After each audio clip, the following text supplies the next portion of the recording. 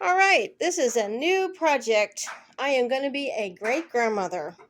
So I still think I'm a little young for that, but my grandson decided I wasn't. So I am going to make a rag quilt.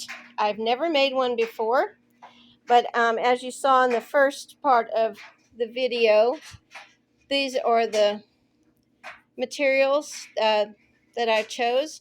Minnie Mouse is their theme for little Caitlin Rose. And I am going to put some felt in between just to give it a little bit of weight. And I'm going to use red and white. And I'll show you guys later why I'm going to do that. But I went ahead and cut out a 6x6 template. My rotary cutter does not work. I guess I'll have to go get another, but I went ahead and got a pair of scissors. So I'll be cutting all these out, and I will be showing you all when I start to sew. Okay, I've laid out my baby quilt, and this is what I've decided to do. I'm going to have the Minnie Mouse and the stripes. Sorry about my washer in the background, but this is real life on the homestead. It's raining outside, and this is a great day to work on this quilt. So what I've got is the stripe and the Minnie Mouse, and then on the back, I'm going to have the pink, and that's going to be just that solid little pink with the little teeny polka dots, if you can see that, and that'll be the back. So what I've got in between, these are called quilt sandwiches because there's several layers, 3 layers. There's going to be the top, the middle, which is a flannelette. Now I've got red and white. Some of them will be white and some of them will be red. That one's just red, but you can see what I'm talking about there. See? So what I'm going to do next is go ahead and sew these from tip to tip, just like so. Each one of them individually, and then we'll go to put them together as the rag quilt progresses. And I will bring you guys along on that journey. Hope you enjoy. Okay, I have got my quilt sandwiches, quilt piece sandwiches all pinned together, and I've got them the way that they're going to be arranged in the baby quilt. And the next thing I have to do is just sew the crosses. So I'll show you that in a minute. Well, here I am at the sewing machine. I'm getting ready to sew my X's, and I wanted to show you guys what I'm doing there. And that's basically the quote-unquote quilting of a rag quilt. Let me show you. All right, so I'm going to go from corner to corner, corner to corner. So just like you're making an X. So I'm going to go ahead and put my needle down, my walking foot down, and I'm going to go ahead and go straight across. And if you have to, let me see if you guys can see what I'm doing. Just so you make a straight line. It really doesn't matter a whole lot, but you don't want to go like all wonky and stuff. You want to start and just kind of fold this up, the end up right across from it, because that's where you're going, and just kind of let it follow as you sew, so you make a pretty much of a straight line. I'll show you. But if you're good at just making straight lines, you can. But this is kind of just a guide. I mean, you could use a pen or a pencil and just follow that too if you wanted to. So I'm just gonna, well, my thread fell. I'm gonna go ahead and get that. It's always something.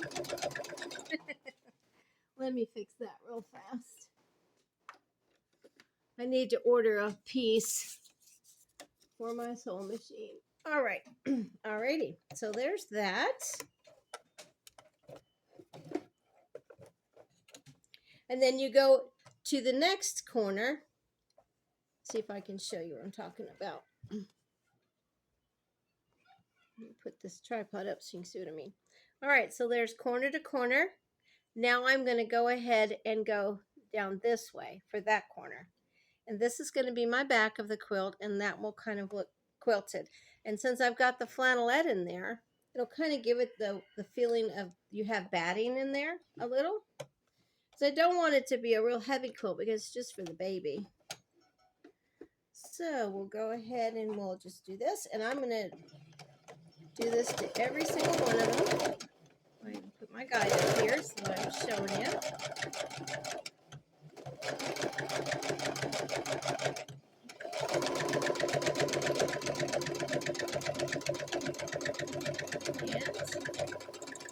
we go.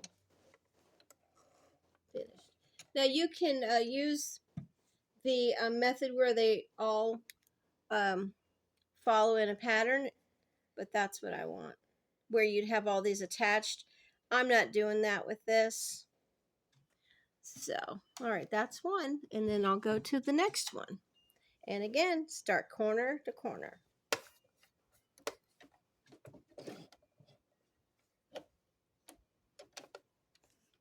And there we go.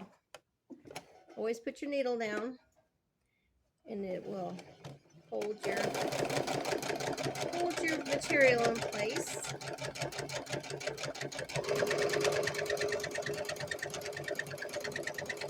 I thought red thread would be pretty for this, since it's mini.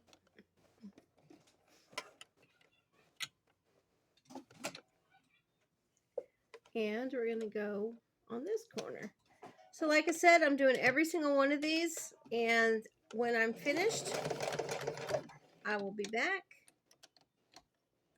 and show you the next step.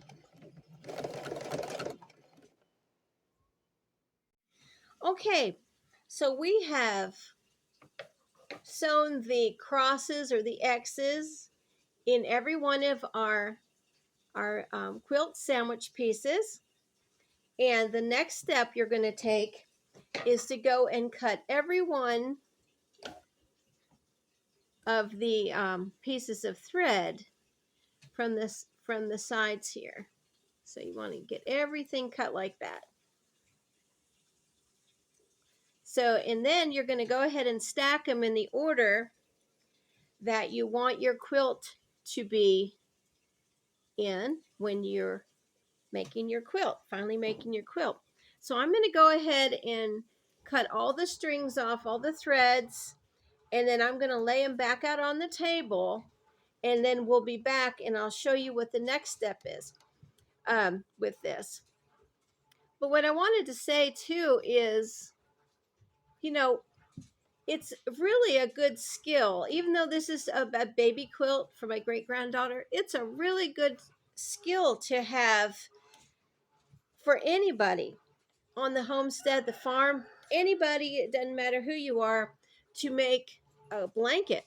If you've got scraps, if you've got t-shirts, if you've got flannel shirts, if you've got curtains that you want to throw away, oh my gosh, save that stuff and make a blanket, make a rag quilt out of it, because you never know. It's if anything that 2020 taught me and Willis is you may not have the grocery store to go to or the Walmart to go to get a blanket or something, especially food.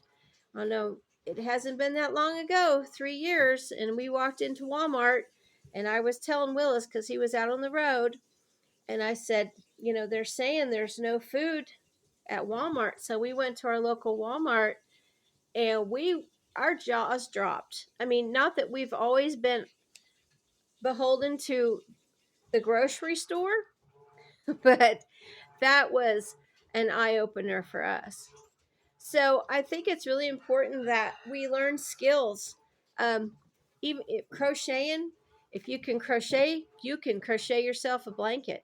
If you can sew yourself a blanket. If you don't know how to do those things, seek out a mentor. There's got to be someone in your community that be willing to teach. I know I would. I did one time. I taught homeschool children. I wasn't involved in the homeschool as for my children, but I did teach sewing, and I also taught the neighbor's daughter who had a senior project, and she wanted to make a wedding gown, and that's what we did. I think she got an A- on it because something wasn't quite right, but she knew, and she knows how to sew. So I just think it's kind of a neat thing for everyone, man, child, woman, doesn't matter, for us to all obtain these skills to learn how to take care of ourselves. So there's my soapbox. I'll jump off. I just think it's important, homesteading. There's so many things that go into homesteading, and it's just not growing a garden, and it's just not having livestock. There's a lot of other things that you need to think about for preparedness for whatever may come, and you need to take care of you and your family. And I just think this is one of them.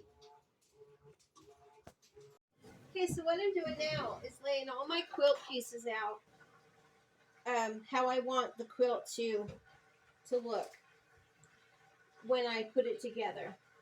So this is how I will take each row once I get them all situated. I will take each row individually, like I'll start with this row right here, and then I'll go ahead and sew them together, and then I'll do this one, and I'll do this one. I think I've got 5 rows, but I'll do each one of them individually, and then I'll take each one of those strips, because that'll become a strip, and then I'll sew those together. But what's really great about a rag quilt is you don't have to be a professional seamstress.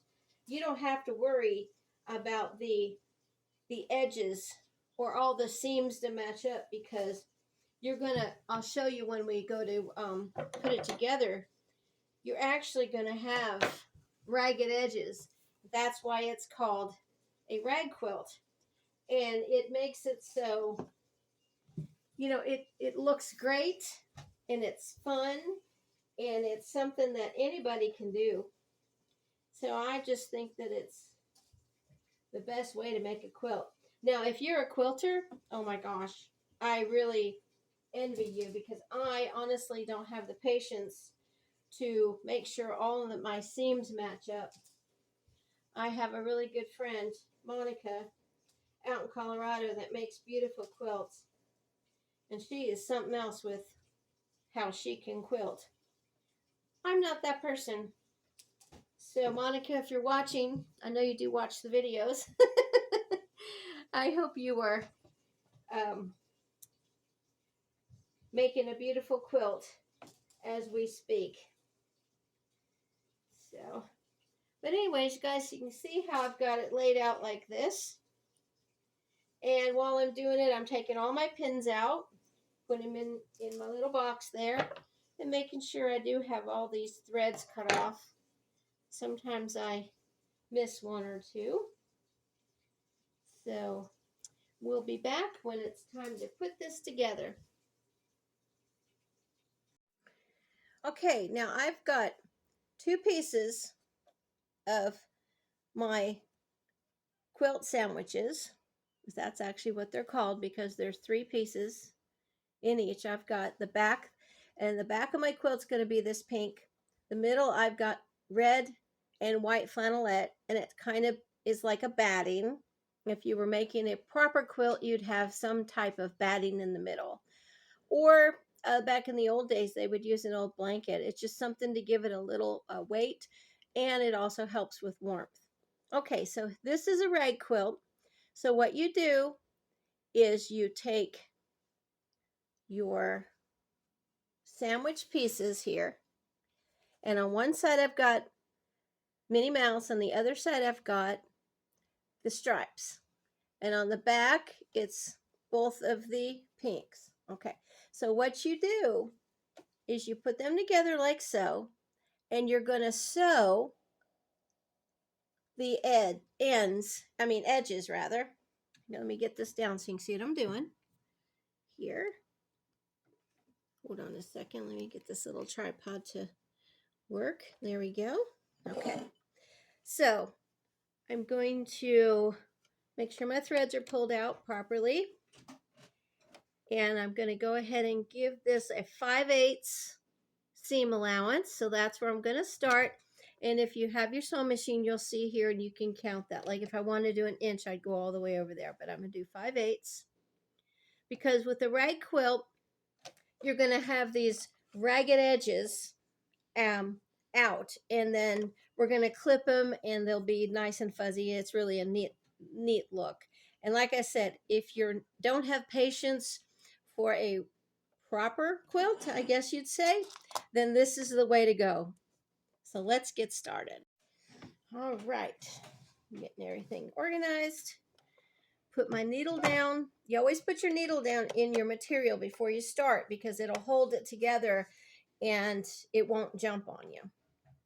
Okay, so here we go. I have a size 16 needle,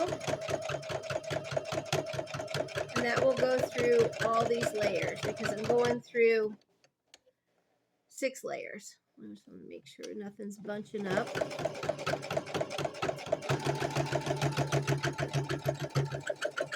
Okay, there's my first piece. So it actually looks, let me back this up a little bit so you can see what I'm doing. It looks like this. And that's the way I'm going to go ahead and sew all of them together. Sew my strips, and then we'll sew all the strips together. So let me do another one to show you what we're doing. Okay, I'm going to go ahead and put these together like so. This is a new, okay, and we'll go ahead and do a 5/8 seam allowance again. Putting my needle down.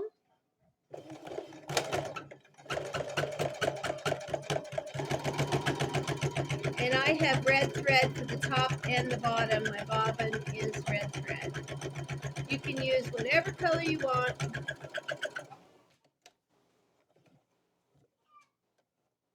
It's up to you. Okay.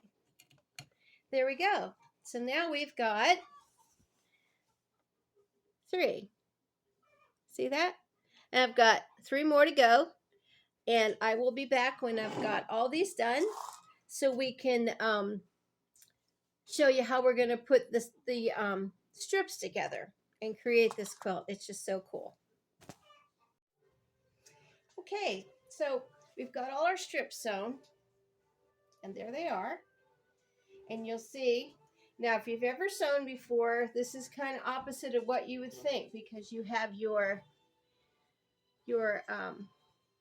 ends together here instead of both sides together like that. You're going to have the frayed sides up, if that makes sense.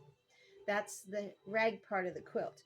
So what I did was I had them all sewn together, and then I went ahead and I ironed them because once you've sewn them, they kind of bunch together. So I went ahead and I just ironed like this, each one, not worrying about ironing the seam. And then I turned it over and I just went ahead and ironed that too. So that way it's kind of easier when you go to our next step, which is putting these together. So what we're going to do is we're going to go ahead and put these together like so. Now I'm going to pin this because I want them to be, see, I almost made that mistake. Because as a seamstress, you're thinking you don't want your seams up. But with a rag quilt, you do, because that's the rag part. So what you're going to do, see, I've got the side I want for my front and the side I want for my front. And I'm going to pin these together, and then I'll just sew right across. And I'll do that until the quilt is finally together, and then we'll start the next part. So I'll be back. Okay, I'm back at the sewing machine. I went ahead and pinned together all my strips the way I wanted them, just to make sure everything was right. And I'm going to go ahead and sew these strips to each other. Now what I wanted to show you guys was you want to make sure, let me pull this out, that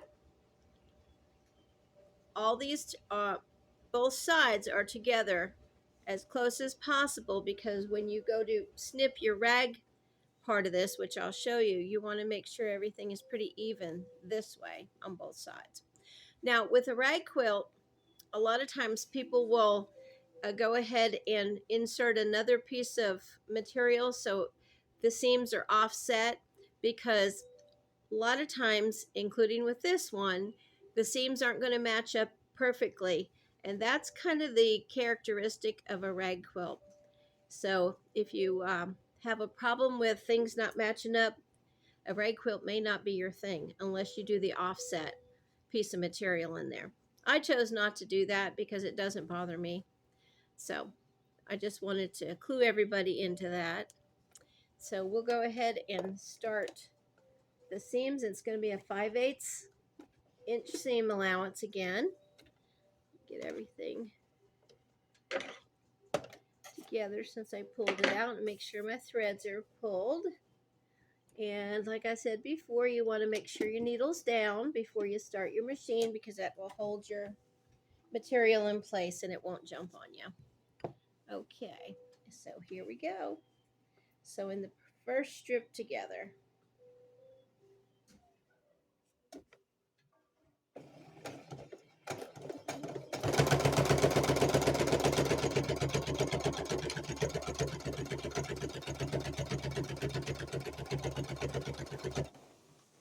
now I've got a size 16-inch needle, so this should go across these seams that are already sewed together just fine. But if you find that they're not, just go slow like I am right now, and that way it won't bunch up. See, it glided over that just fine. That's just little sewing hints there. I can't wait to see how this is going to turn out once I've got it all together. I'm really excited. I've been sewing since I was, well, sewing on a sewing machine since I was 14. My grandmother taught me how to sew. My mom used to sew. Before she passed away, she sewed all my clothes. She sewed our curtains, everything. It was always sewing everything. And then my stepmom, she sews everything too. Well, she used to. So that was always nice too. So I picked up a lot of pointers from her too. And her sister sewed, and my grandmother is my step-grandmother. She's the one that bought me my first brother sewing machine. Oh, I was so excited. That was a Christmas present when I was 14. And I sewed all my clothes. I made all kinds of stuff. You name it, if I could sew it, make it with a machine, I did. But before then, I learned how to hand sew, which is also a really good skill to have. No matter where you are, it's good to be able to sew a button on. A lot of people don't even know how to do that. And there's no crime in not knowing, but I think it'd be really beneficial if people learn how to do those kind of things. That's part of being self-sufficient in my life and in my world. Whoops. Well, my bobbin got caught there. So I'll go ahead and see what the problem is there. And we will be right back. Okay, here we are. We're back at the ironing board. I've got everything sewed together. Okay, so what I'm going to do now, I've got my iron on. I'm going to go through and make sure that I've got all my pins out. And then I'm going to iron this. And then what I'm going to do is go along the border here. And I'm going to make a 5/8 seam allowance all along the entire square here of this baby quilt. And that way I can snip the edges and we will have the rag part of this quilt. But you do want to make sure that all of your strings from your thread is cut out or off, and all of your pins are taken out, because you can lose a pin every now and then. I'm really excited about how this has turned out. It really looks cute. And like I said before, a rag quilt isn't meant to be perfect. So, and that's my kind of thing. I don't have to have things perfect in my life as long as they work out. So, just going through here and making sure a lot of these threads are cut. All my pins are out. Okay, so now what I'm going to do, I've got my iron on. I'm just going to kind of iron this so it's a little bit easier to handle. And I'm not, ironing it down for any other reason. Not trying to make it perfect, but in this way I can also see if I've got any excess threads. So it won't be long and we will actually be finished this quilt. I'm so excited. I hope the little great granddaughter will be snugly in it when she's born April 6th. I think they're gonna induce her, so that's kind of exciting. Oops, see, there's a pin. I missed a pin. Easy to do. Oh, speaking of pins, I wanted to show you guys this really cute pin cushion that Kelly got me a couple Christmases ago. Isn't it darling? It's a saucer and a teacup. Really nice. And she didn't make it, but it's just so cute. And this would be something really neat to do if you wanted homestead income ideas, to make this to sell at farmers market or at the flea market or anything like, or online. I just think it's darling. And what they did was they just glued in a little lace and then a little puffy for the pins and tied a cute little ribbon. I just think it's wonderful. I like it because I won't lose it, and it's easy to grab onto, and it's also got this saucer where I can have other things like box of pins that I haven't used, or my ripper, or anything right here. So I just wanted to show you that. I thought that was a really neat thing. I may think about making those myself. So anyways, I'm going to turn this over. Here is the pink side. And I can also see on here that I've got some red thread. Just going to kind of just lightly go on the back here just to kind of have it ironed down. It's a lot easier to work with that way, in my opinion. So if there's any threads here that I need to snip, I'll do that at this time. Hope I'm not boring you guys to death. Sewing is one of my passions. I just love to sew. I'm not the best seamstress in the world, that is for sure, but I do enjoy it, and I enjoy making gifts for people with whatever talents that I have, and I think this is a talent. All right, let me just make sure. I thought I saw one more thread. Yep, there we go. This is just a good time to get rid of all this excess stuff. You don't have to worry about it. Okay, so now what I'm going to do, like I said, I'm going to go around the edge here, and I'm just going to make a seam all the way around. Top stitching is what it's called. All the way around here. Just makes a border. Okay, I'll be back. Okay, so we're done with the sewing part. And this is what I wanted to show you. Let me bring this tripod up a little close. I went around the entire quilt and made top stitched around. So I can go ahead when I go to snip. I'm going to snip in a few minutes, and I'll show you how to do that. And that will go into the washer and then the dryer, and it'll make that really nice fuzzy texture that we want for this rag quilt. So again, I'm going to go ahead and turn my iron on. Just iron it a little bit just to kind of keep it nice and straight. And then again, I'm going to go around and make sure I've got all my threads from my last sewing, making sure everything is snipped off here.